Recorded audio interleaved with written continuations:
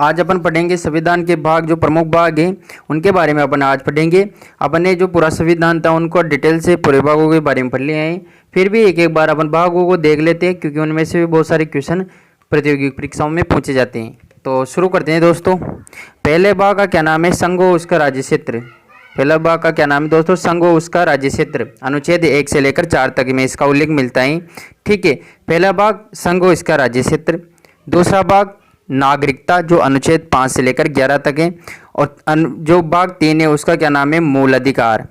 ठीक है, मूल अधिकार, ये अनुच्छेद 12 से लेकर 35 तक। और जो भाग 4 है वो क्या है? राज्य के नीति निर्देशक तत्व, ये अनुच्छेद 36 से लेकर 51 तक है। और भाग 4A ये मूल कर्तव्य, जो 51A में जोड़े गए हैं। मतलब जो ए ख ग जो जुड़े रहते हैं वो संविधान संशोधन करके बाद में जुड़े हुए होते हैं। ठीक है, तो अब हम दोबारा रिवीजन करते हैं। तो पहले भाग में क्या था? संघ व इसका राज्य क्षेत्र। दूसरे भाग में था नागरिकता। तीसरे भाग में था मूल अधिकार। चौथे भाग में था राज्य के नीति निर्देशक तत्व। और चौथे भाग के ए में था, मतलब जो भाग 4 है उसके क में क्या था? मूल कर्तव्य था। ठीक है, अब आगे देखते हैं अपन।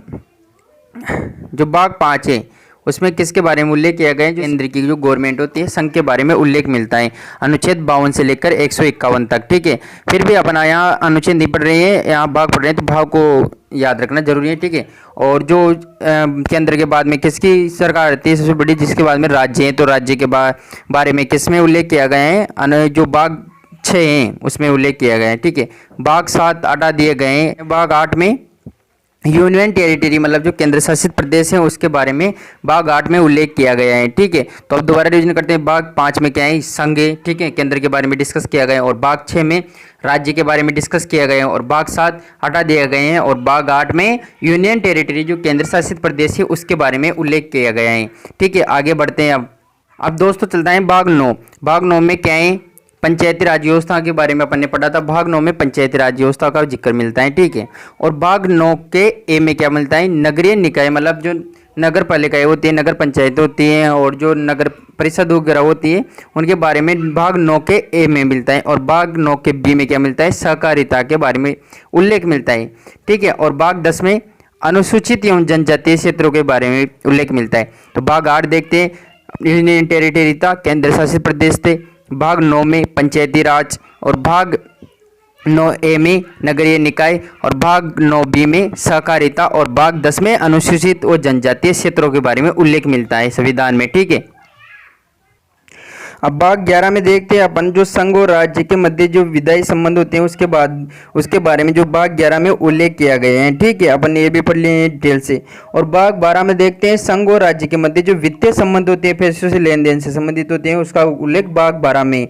भाग 13 में राज्यों के मध्य व्यापार और वाणिज्य के बारे में उल्लेख मिलता है भाग 13 में। ठीक है, तो भाग 11 संघ और राज्य के मध्य जो विधायी संबंध होते हैं, कानूनी संबंध होते हैं और प्रशासनिक संबंधों के बारे में उल्लेख मिलता है जो भाग 11 है संविधान का। और भाग 12 में संघ और राज्य के मध्य जो वित्तीय संबंध होते हैं उनके बारे में उल्लेख मिलता है। और भाग 13 में राज्यों के मध्य जो व्यापार और वाणिज्य होता है उसके बारे में उल्लेख मिलता है। ठीक है, अब देखते हैं अपन भाग 14। भाग 14 में क्या कहा गया है कि केंद्र और राज्य के अधीन जो सेवाएं रहेगी, जैसे IAS, RS, IFPS और जो IPS जो वगैरह जितनी भी सेवाएं होती है, वो भाग 14 में इनका उल्लेख मिलता है। और भाग 14A में किसका उल्लेख मिलता है? न्यायाधिकरण का। ठीक है, और भाग 15 में निर्वाचन, जो चुनाव वगैरह होते हैं। और भाग 16 में कुछ वर्गों के लिए विशेष प्रावधान। तो जैसे भाग 14 में देखते हैं अपन केंद्र और राज्य के अधीन जो सेवाएं हैं, भाग 14A में न्यायाधिकरण, भाग 15 में निर्वाचन, भाग 16 में कुछ वर्गों के लिए विशेष प्रावधान। ठीक है, अब देखते हैं अपन भाग 17। भाग 17 में राजभाषा के बारे में उल्लेख मिलता है, जिसके बारे में अपने डिटेल से पढ़ लिया है। राजभाषा भाग 17 में। ठीक है, उसके भाग 18 है, उसमें आपातकाल के प्रावधानों के बारे में उल्लेख मिलता है, जिसके बारे में अपन ने डिस्कस कर लिया है। प्रकरण के बारे में भाग 19 में प्रकरण के बारे में उल्लेख मिलता है। और भाग 20 में संविधान संशोधन की प्रक्रिया है, इसके बारे में अपन ने पढ़ लिया है।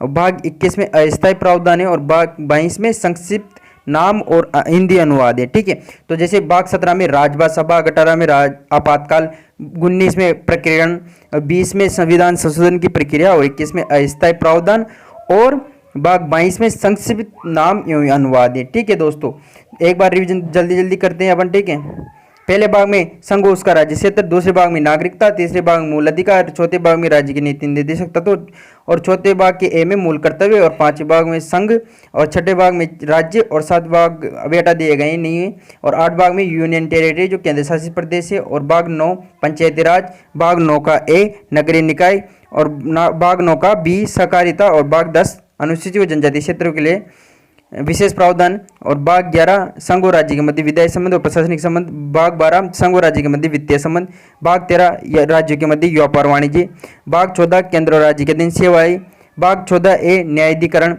भाग 15 निर्वाचन, भाग 16 कुछ वर्गों के लिए विशेष प्रावधान, भाग 17 राजभाषा, भाग 18 आपातकाल, भाग 19 प्रक्रियण, भाग 20 संविधान संशोधन, भाग 21 अस्थायी प्रावधान और भाग 22 संक्षिप्त नाम और हिंदी अनुवाद। ठीक है, तो दोस्तों अपन ने आज संविधान के भागों को याद करने का प्रयास किया। आई होप आपको वीडियो समझ में आएगा। मिलते हैं नेक्स्ट इन्फॉर्मेशन वीडियो के साथ, तब तक के लिए जय हिंद, वंदे मातरम।